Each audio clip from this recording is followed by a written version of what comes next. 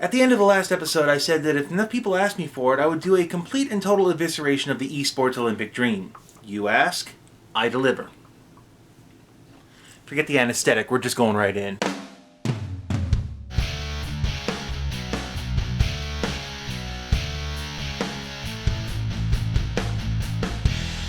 So, what brought this on?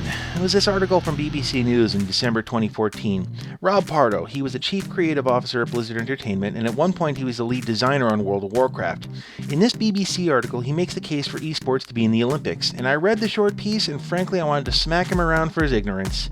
The main argument, and it might have been quote mined, I don't know, was that esport players make a lot of actions per minute, therefore it's an Olympic-worthy sport. Now, the concept is even older than that. Forbes' article from 2012 includes Daniel Grizzly, the CEO of the Gamer Institute at the time, making a plea for esports to be in the Olympics. And when Riot managed to get their athletic visas for their players, or when KESPA recognized gaming as a second-level Olympic sport, yeah, the rally cry was heard loud and clear. And usually the rhetoric is almost always the same thing. Esports are new and fresh. Anyone can participate regardless of age or gender. Everyone has a computer and they can run the internet and will support 5 full arenas, and we fill arenas with live streams and blah blah, we must be popular. You know, sometimes I just want to get all these apologists and write all their words and put it on a shirt, so when they start talking to me about their reasons, I can just point to the shirt and say, yeah, I know. But every time I hear people talk about how the esports should be in the Olympics, I always think to myself, have you ever, actually looked into it? Have you ever figured out what it's going to take? I have looked into it. Take a drink. Olympic events that didn't make it. Paintball has easily spent a few decades trying so desperately to be in the Olympics, and they've been shut down all the time for the same reasons that current esports will be. And at the risk of sounding like I have a martyr complex, I tried to tell them too, and all they told me was, in so many words, STFU. You never know when we might be attacked by a rogue cell of beanbag chairs or bouncy castles. Mind you, this is the same industry that in 2004 told me there's no future in internet videos either. Conclude what you will. So what does it take to be an Olympic sport? Well, thankfully, the IOC, the International Olympic Committee, actually publishes their guidelines in an easy-to-read PDF file on their website. Anyone can look it up, if you've got a computer that everyone has on an internet connection everyone has. Now, if I really wanted to save myself time, all I would do is I would put up the link, I would tell you that we meet none of the qualifications, and if you didn't believe me, just look it up for your damn self. I mean, that works for every other gamer, right? Now, you guys hold me to another standard, so, okay. Let's run through a selection of reasons, a selection of things that we don't qualify for the Olympic Games for, shall we? Let's start with the big one. There's no International Gaming Federation. Okay, this isn't necessarily true. I did find the International Esports Federation website, and they cover a lot of countries, yeah, but according to their website, they haven't done anything since 2015. So basically, it's another event series, like MLG, ESL, GPL, EGL. The thing is that the IOC would need to see one unified voice that speaks for international gaming, a true esports federation. A federation that can basically pass rules, regulations, and police its players in sports. This simply is not going to happen currently because that would mean that game companies would have to give up their things and change to accommodate the sport, and they're just not going to do that. By contrast, every Olympic sport, past and present, has an international federation. Baseball has one, bowling has one, BMX has one, ballroom dancing has one. I want you to wrap your head around that concept. Ballroom dancing has a better shot at being an Olympic sport than any esport in existence. You angry yet? Strap in. We're just getting warmed up. But let's get to the meat of the subject here. Rule 52111 states, and I will quote, "Only sports widely practiced by men in at least 75 countries and on 4 continents, and by women on at least 40 countries on 3 continents, may be included in the program of the Games of the Olympiad." Translation: esports are out. IESF only has a handful of countries on their roster, and in fact, I can't find any league that has more than a small number of countries represented. There are 196 countries on the planet as of 2015, so about 38% of the world would have to field a men's team and 20% for women. This is why I was hammering the accessibility thing a few episodes ago. Without it, no esports in the Olympics. There's just no way around that. There's also the issue of having enough players for men's and women's separate leagues. Esports could get an exemption as a mixed co-ed sport. There's actually a couple of them in the Olympics already. Figure skating, obviously, but how about bobsledding? The rules are in place for next Winter Games. Mixed doubles badminton and tennis, mixed biathlon, and a couple of others are also already in. So it's not unheard of. But it would probably mean that esports teams would have to have a set co-ed rule of 50-50. This would turn the esports world on its ear. I want you to imagine every MOBA team having to dump half its roster in order to go with a 50-50 co-ed mix so that they could meet Olympic and Federation standards. The yelling and complaining from the fans would be... Actually, come to think of it, they'd probably complain more about the code of conduct first. The IOC expects its players to adhere to a code of ethics enforced by the International Federation. Just for fun, I looked up to see if there's a code of ethics that existed in any esports league, and this is the first page hit. Here's the joke, it has nothing to do with gaming. It's a children's sports thing in Dubai. But if you look for a code of ethics or even a code of conduct in any esports gaming league, it doesn't exist, and if it does, it's not publicly available. I found a code of conduct for players in the World Series of Poker faster than I did for any esport. Irony, you're soaking in it. Any code of ethics would have to adhere to the IOC Code of Ethics, which is a 100-page document which covers everything from gifts to players and coach conduct, and yeah, based on the past, esports are just not ready for this level of responsibility. And we're not even talking about the WADA code yet. The WADA code. World Anti-Doping Association. Drug testing. On one hand, I can hear a bunch of gamers saying, well, why would gamers need to have steroids, right? But on the other hand... Okay, I wasn't sure if I was going to do what I'm about to do in this video. I was going back and forth scripting it. And in the end, I'm deciding to do this because I would rather you guys be able to look up what I'm talking about rather than just take my word for it.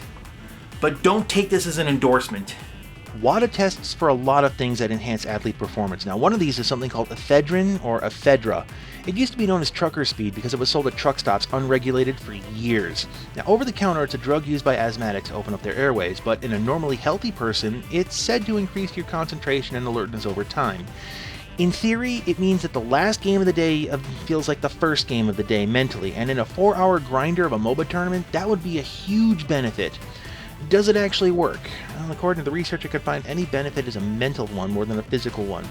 People said they felt more alert and focused, but there's also these physical side effects, like heart attacks and strokes. To be honest, it wouldn't shock me in the slightest if the leagues did a WADA-style drug test right now on its players, and a lot of them failed because of ephedra.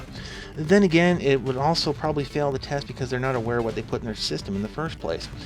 To explain, we need to go to 2002. Alan Baxter, he won the bronze medal in the slalom, only to have it stripped later when he failed a drug test. He tested positive for methamphetamines.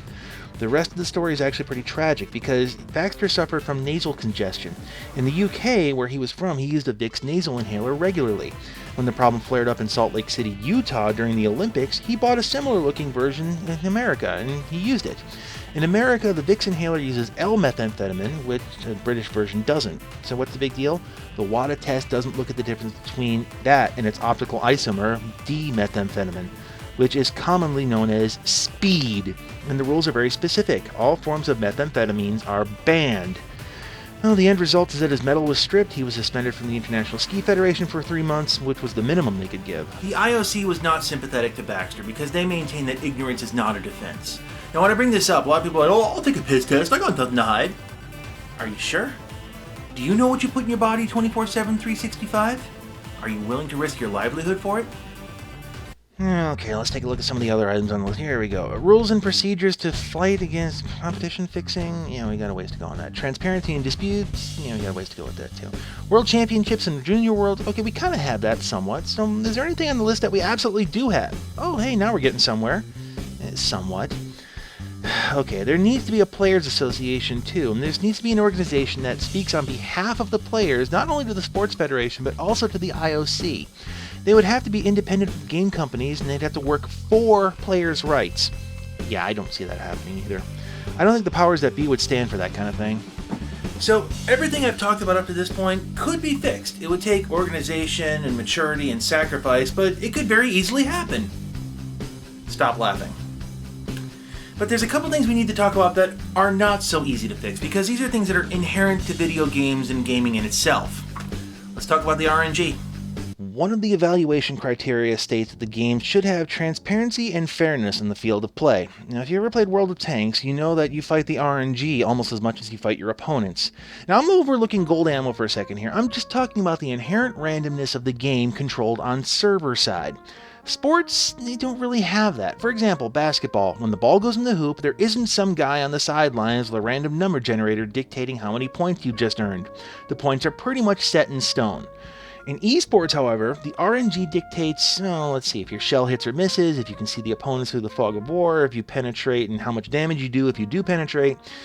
All of this is beyond the player's control, and as such, it's all under the hood calculations which are hidden, meaning no transparency. This also brings up a trust issue that the game's not going to be rigged. Without diving into the code, it would be impossible to tell if a match was skewed to favor one team or another. A match could be rigged that Team A only gets minimum damage hits and Team B gets high damage hits, and post-match, hey, it's all the fault of the RNG. And before you say this is far-fetched, before you say this is way out there, World of Tanks has a patent on dynamic matchmaking.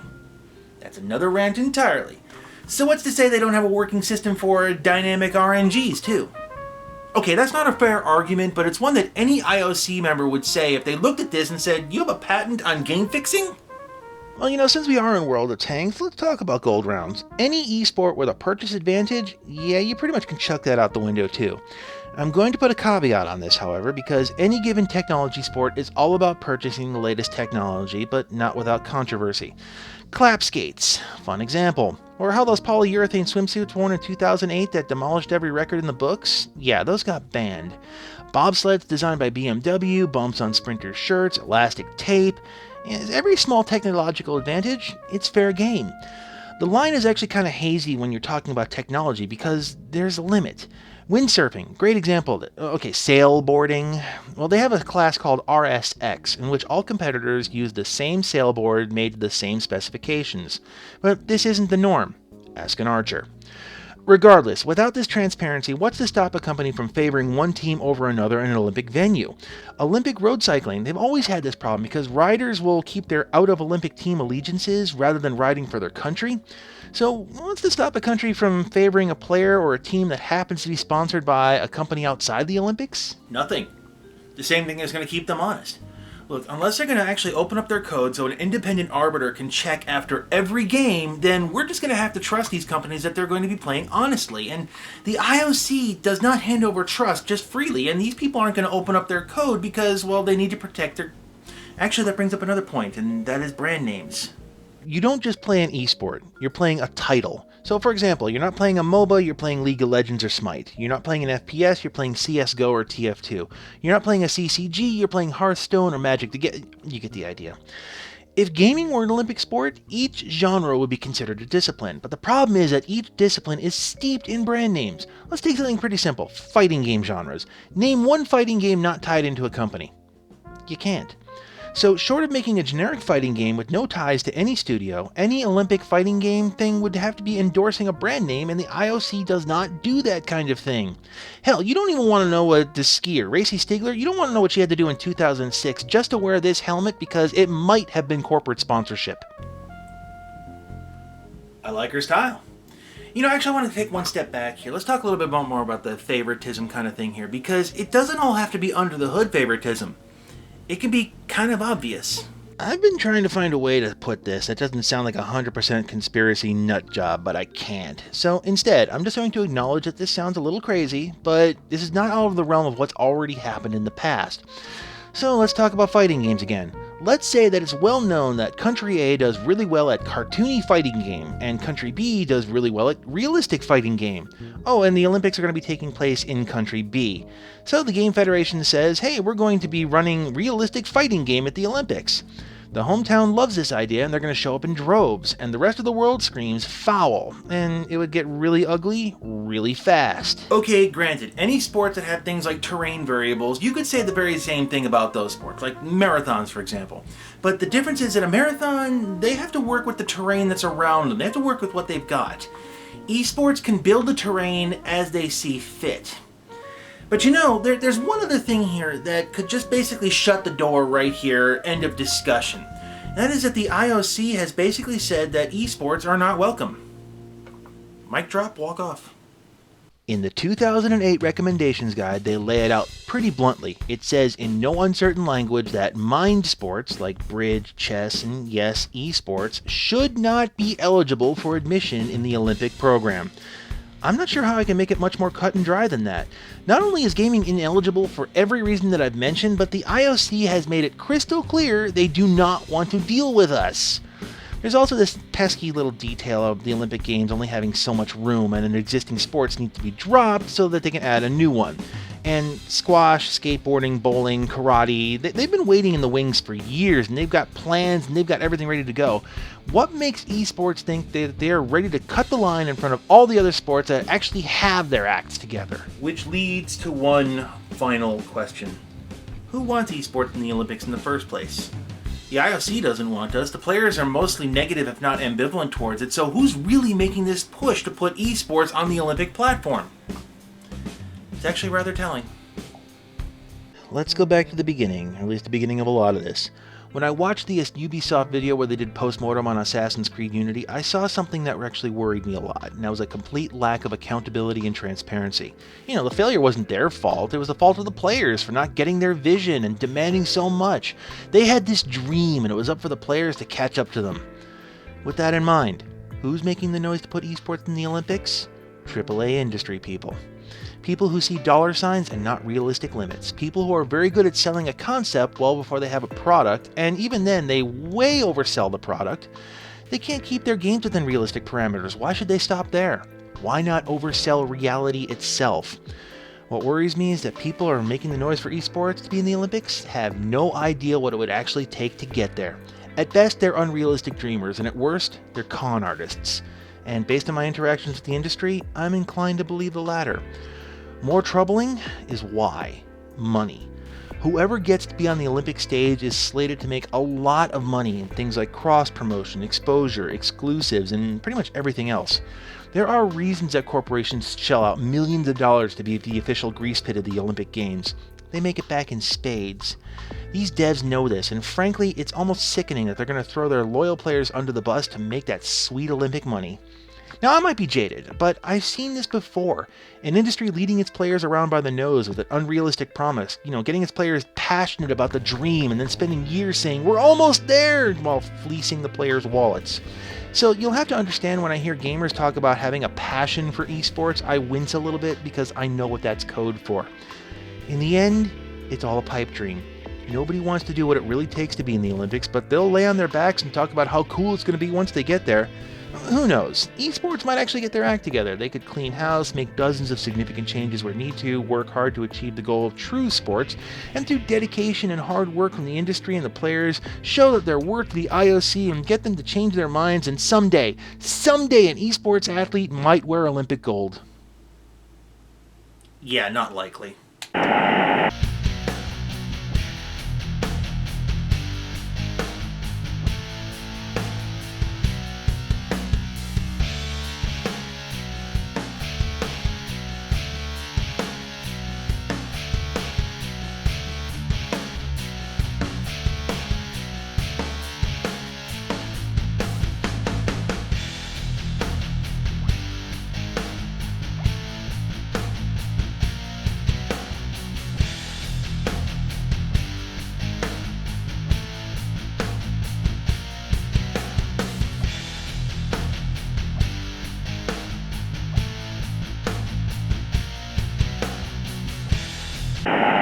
Oh yeah, if you think I'm kidding about the ballroom dancing thing, I'm not. It's called dance sport. It was recognized by the IOC in 1997.